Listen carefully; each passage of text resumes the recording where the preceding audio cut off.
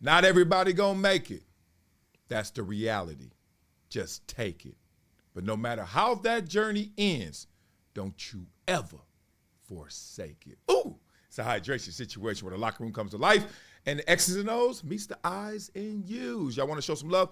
Like and subscribe to this channel right now. Also, log on to projecttransition.org where you can help us educate and empower who? These itty bitties. They need the love. Look at these itty bitties out there. Become a gym member. Yes, I'm getting to this video. We got to go. And become a gym member by a one-time donation of any amount or $5 a month, and you will get this book, Never Shut Up, signed, sealed, and delivered to your door. So make sure you become a gym member. Like who? Like what? Like Lewis Sterling, my dog Lewis. Dude went to Howard undergrad, Harvard graduate school. Big timer right here. I love this dude too much. $250 one-time donation to Project Transition. Make sure I can read your name as well. Okay. Not everybody gonna make it. That's the reality. Just take it. But no matter how the journey ends, don't you ever forsake it. Woo! Sometimes we do stories on this show. Sometimes we do topics on this show. Topics are bigger, big umbrella, right? We're gonna have to break it down. And one of the topics that people always ask me about, and something I'm very intrigued to talk about, is who makes it. If you look at pro sports, your lazy assumption would be, oh, the 1,800 best football players in the world are playing in the NFL. Or you would say, well, the best 450 basketball players in the world are playing in the NBA. Nah, son, that ain't the way it goes. So I'm glad it finally got broken down by one and the only Lonzo Ball. Where you been, big dog? Well, you've been healing up. Now, he's going to break it down for you guys, and I'm going to break down what he didn't break down. Let's break it down. Players in the NBA that are not as good as some players that are not in the NBA. Okay. And I think a lot of people in the NBA would. It's a whole bunch of other. There's a lot of things that go on other than just the players. It's a lot of outside stuff that nobody knows about, talks. Political opportunity, everybody situation. There's a lot that goes into it. So I don't necessarily think that the 450 people or however many there is in the league are the very best people in the world. I don't believe that. It's just situational, fit. Yeah, it's a bunch of things that go into it, man. Right. You know what I'm saying? A lot of what ifs. There's players in the. All right, a lot of what ifs, and let's get into those what ifs right there. Because remember I said not everybody gonna make it. So obviously I got 10 years in the NFL, got me a great blessing, man. A dream became a reality. It's unreal. I don't think there's any other superpower in this world other than materializing a dream, right? Childbirth is the greatest miracle of this world, right? Because you manifest what you are and what your wife or husband is. And next thing you know, you make another version of you with the potential to be even greater. That miracle process of making another life. Wow, when you make it, all that work, all those push-ups, all those drills, all those practices, all those times getting yelled at, all those times that you were out there doubting yourself, all those times you saw others in front of you, and then you make it. Ooh-wee. Y'all don't understand what comes from that. That's an ego. I got an ego. Yeah, that's why I could take these hits, because I know I could make something out of nothing. And that's the thing about it. You get up there and then you take a quick look, a quick glance over, and immediately you're hit with what everyone always talks about. Never date your fantasy, right? Because when you date your fantasy, all of a sudden things get real. And when it's real, there's good, there's bad, and there's ugly. What am I talking about? I'm talking about the good of being at the top level. You get to see, damn, there are dudes better than me. There's a Bruce Smith all the way down to a Javon Curse. He a rookie. He a 15-year vet. And damn, I better work. Look at these suckers out here. And then there's the bad. When you look around, you're like, man, I thought you were a baller. You went to what school? Oh, you were hiding behind the school. Or more importantly, the school was covering you up because you're a program child. You ain't got it, right? And there's some guys who've been drafted. I don't like to do them that way because I don't prop them up enough, but you can look. You can look. There's some guys you're like, damn, went to that school, and start with my draft class. And then there's the ugly. Guys who make it and then just wasted away. You in the locker room, you listen to this dude. He ain't never focused. He ain't never talking about the game. He ain't never talking about doing nothing extra. All he want to do is hit them streets. With a K. Hit them streets. You're like, damn, you look up, all of a sudden, dude, bad on his luck. All of a sudden, he bouncing around. Next thing you know, he out the league talking about, man, they tripping. Ugly. And all that, dating your fantasy, that brings it home, makes it real, makes you look back at all those you played with. And you start to think, damn, if that dude was here, he'd be better than him, right?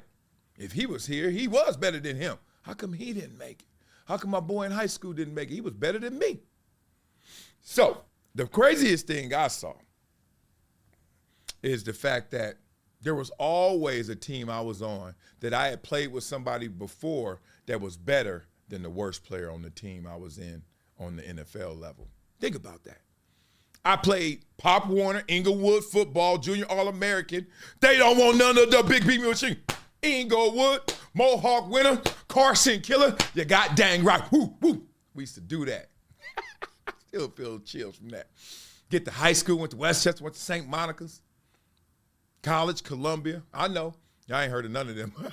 Westchester, y'all heard of. Stop playing. And St. Monica rolling right now. Point being, every team, every level, I played with somebody that when I got to NFL, I was like, oh, damn.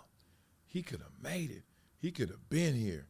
But he didn't. So let's talk about why he didn't. Why didn't he make it? Right? I'm going to tell y'all right now, I've seen a lot of football players. Y'all know I have. But I have not seen a football player better. Listen to me now. Better than one Stace Bozeman. Y'all don't know who Stace Bozeman is? Chat GPT that. Google that. Number 1 player in high school in football. Number 2 player in high school in basketball. There's only been, a couple people who were number 1 and number 1 in both sports. Allen Iverson, right? I think Allen Iverson. Another player that went to North Carolina. Like very, very, very. We talk about creme de la creme. LeBron didn't even pull that one off, right? In 2 sports. He was damn good in football, too. He won 1 and 2. Stace Bozeman was insane. My first year ever playing football, I played with Stace Bozeman. He was so good, they made me his fullback. I'm a national track champion. I ended up going to the NFL. And coach saw me and saw Stace, said, block for him. Let him go. He was insane. And he didn't stop at the Pop Warner youth level. Oh, in high school, he was silly. Done doubt. I just told you. USA Today, number 1 and number 2.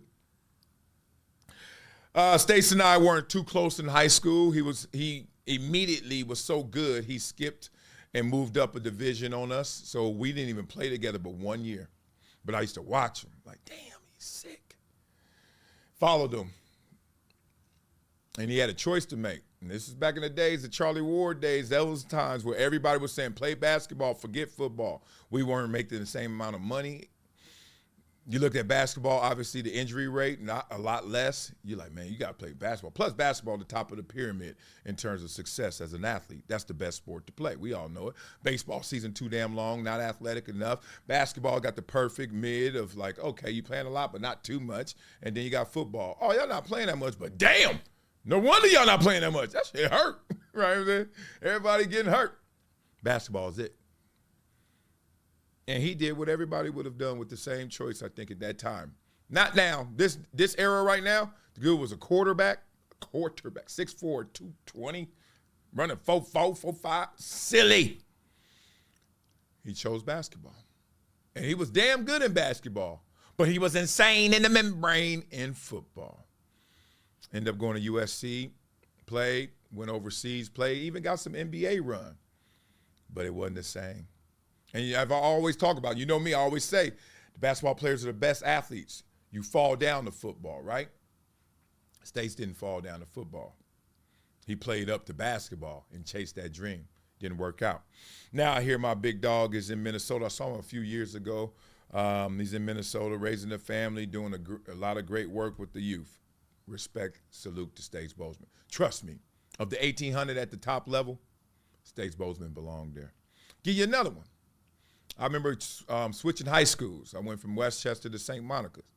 You would assume that the talent will be worse at St. Monica's than Westchester. Westchester, big public school, known for its basketball program, good football. And then you get to St. Monica. See, I got recruited. Oh, did I say that out loud? I got recruited like when I was 6th, 7th grade. I told you I was sick. I was silly on that field. And I got recruited to go to high school, but I didn't go to where they were recruiting me. I ended up going to just a public school on my track, taking the yellow bus, the Cheeto, like everybody else.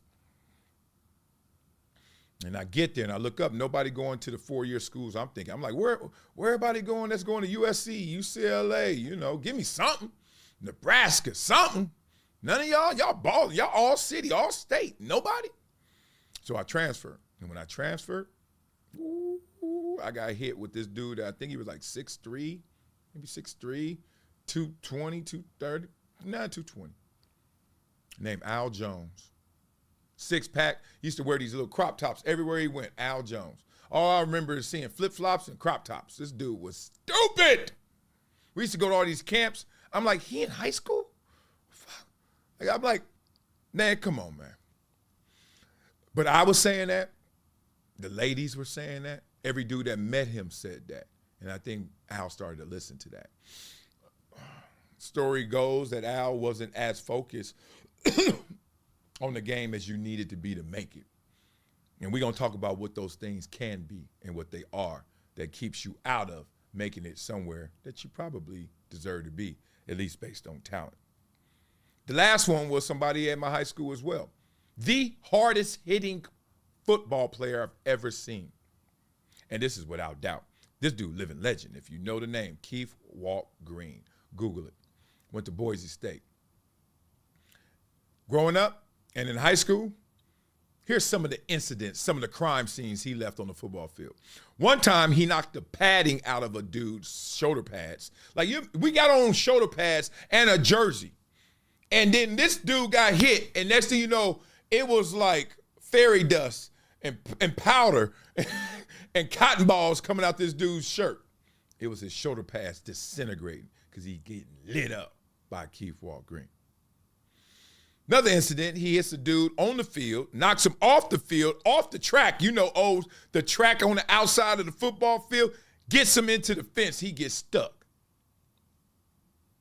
Another incident that I had to take one time in practice, going up for a ball, I'm up in the air and realize I ain't going to get the ball. Let me just land safely. Let's go to second down. Oh, no. Not Keith Walt Green. He on the field. Wow! Whole face mask break. He broke my face mask without trying to hit hard. I think we were in shells, like just helmet and shoulder pads. Without a doubt. He used to walk around. It's still my homeboy to this day. And he used to breathe like this. Play basketball on our all-state team. We had a team balling at St. Monica's. His fingers used to always be curled up like this, like he ready to grab some food or something. And a little snot, just a little baby little rim right here of snot. And he'd be on that field. And I ain't got to exaggerate. I played with Rodney Harrison. I ain't saying he hit harder than Rodney. I said nobody hit harder than Keith. I'm telling you. But why didn't they make it? Too many options, Stace Bozeman. Choose wrongly, if you had to say. Al Jones, distracted. Some would say not as focused as needed to be. He was older than me. I didn't see those distractions. But let me guess. He was a good-looking dude. Loved that way that he looked. Had that six-pack. Girls were rubbing on them belly buttons. He got problems. They'll take you off your course. And then bad luck with Keith. Health, knees. Just didn't look the part like fully. Even though he was a big guy. 5'11", 190, I guess. Just, tweener looking. Still went to Boise State and balled out. So I'm going to give it to y'all the way I saw it, man. The things that took us off the course. We all on the freeway. We all riding. We carpooling to success. We all going to make it to the league, huh? And then all of a sudden somebody look. Hey, what you looking at? Oh, I'm about to get off. Where you getting off? Remember like in Boy in the Hood, he's like, Doe, let me out the car. Where you going, Trey? Let me out, Doe. Somebody wants to get out. Why they want to get out? It's always the first one is easy. Some girl. What's her name? What's her name? 99% of the problems I saw in the locker room evolved around two things, and you can answer them every single time. What's her name and how much? girls and money. Baby mama was the first one for guys. Second one was I had to make some money, man. So you know what I'm saying? I got into them streets, start hustling, start getting caught up, start chasing it. Popularity. I want to be the man. Everybody laughing at my jokes. Everybody think I'm cute. Everybody think I'm fresh. Everybody like what I'm wearing. Everybody like what I'm driving. You caring about all them people. You putting all them people before you. Okay. Some of them got really caught up in them streets. Some of them was in the streets before they even knew what the streets were. Gangster, gang banging, just doing too much, claiming the set, throwing it up, elbows high. What up? What up, cuz? What up, blood? Okay. That's why I don't respect any of these like pro athlete gangsters. And some of them my homies. I'd be like, dog, you fake. Because nobody really from it makes it. And if you really made it, why would you want to claim it like that? When you really from it, you know how really painful it is, how bad it was. You ain't trying to represent that. You're trying to escape that. It's my belief. That's my experience. Some people just externally motivated. They care about what comes from it, not what they got to put into it. Ooh. Some of them just didn't love it. They were damn good at it. It loved them. They didn't love it back.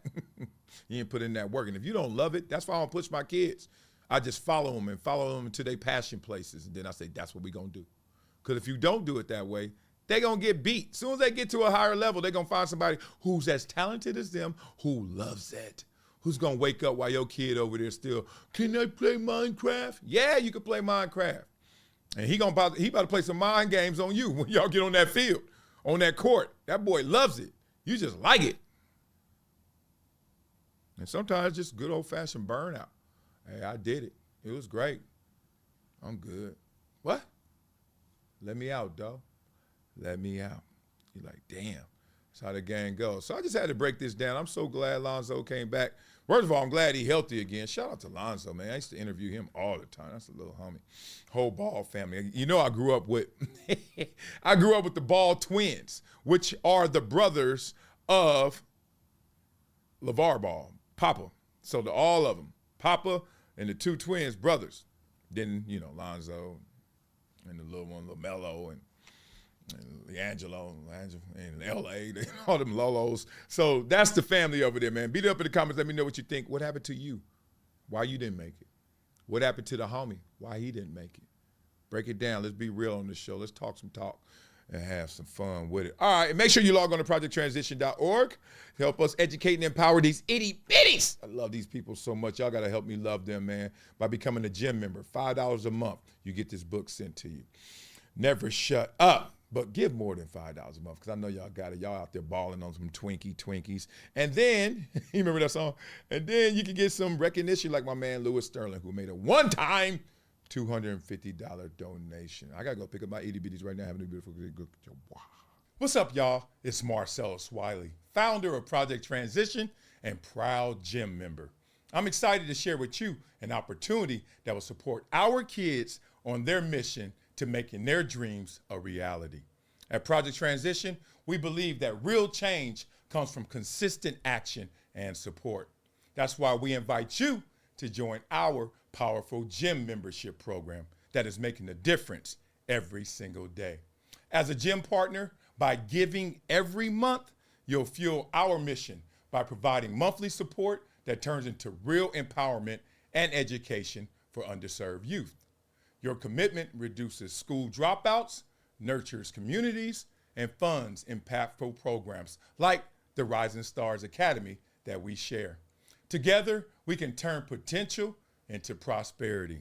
Join the group of community champions driving change. Your contributions will help aid success by providing essential educational resources, building critical life skills, and fostering community strength. There's no better feeling than knowing your support will ignite hope, foster dreams, and empower the next generation. Join us today and be a part of transformative change.